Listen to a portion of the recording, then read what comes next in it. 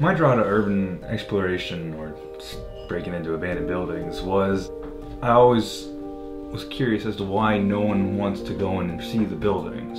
And one day I just decided to go on that impulse of, hey, look, this door's open. When I started doing it on a regular basis, I found out that when I would go into these buildings, that it helped me cope with my autistic tics. It actually helped me focus, stay calm. A couple of days after, I just remain grounded.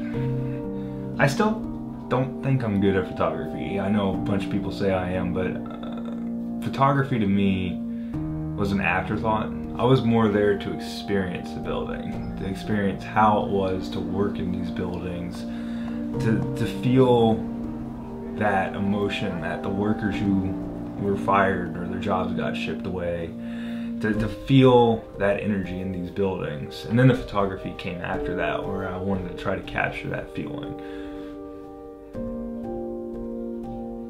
I do not look for anything. It comes to me. If I do not pause, it's not worth taking the picture of.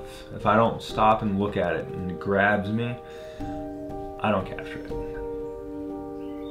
Now normally, when it comes to locations and urban exploration, we do not give away locations. I do have a favorite that has been renovated or demolished, which at that point it's okay to give away.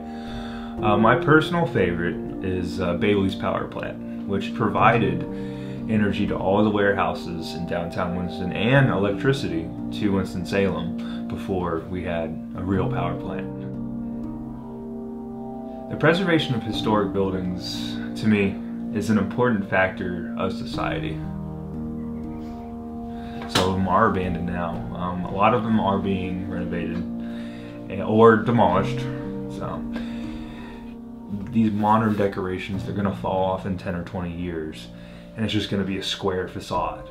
And that's something with a lot of these buildings from 1920s, 1800s. They worked their ass off to make these facades look beautiful with terracotta, and they made them look good, and they stayed on. And then here we go in the 1980s, 1990s, where there's not really a look. There's just modern jetting pieces of glass on top of a building. It doesn't stand out. Every city looks the same once you start doing that. I don't have an issue with the people who are in the hobby and people who are regulars to the urban exploration scene trying to capture this and showing their work in galleries, because that helps historic preservation. It helps these buildings get money to renovate. Some of these people don't, they need money to renovate. And if you bring attention to their building, they're like, hey, this is what's in it. It helps. I do not like a bunch of these teenagers running into these abandoned buildings, taking pictures on their cell phone while graffiti, damaging stuff, and giving away the location. And this is how I got in. And you're disrespecting buildings that there's a limited supply of, and you should not be doing that. This is not a safe hobby. It's a dangerous hobby where you can fall through floors. You're gonna deal with asbestos, lead paint, black mold.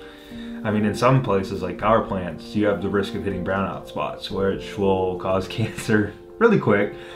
And it's just not for somebody who cannot take responsibility of their own actions.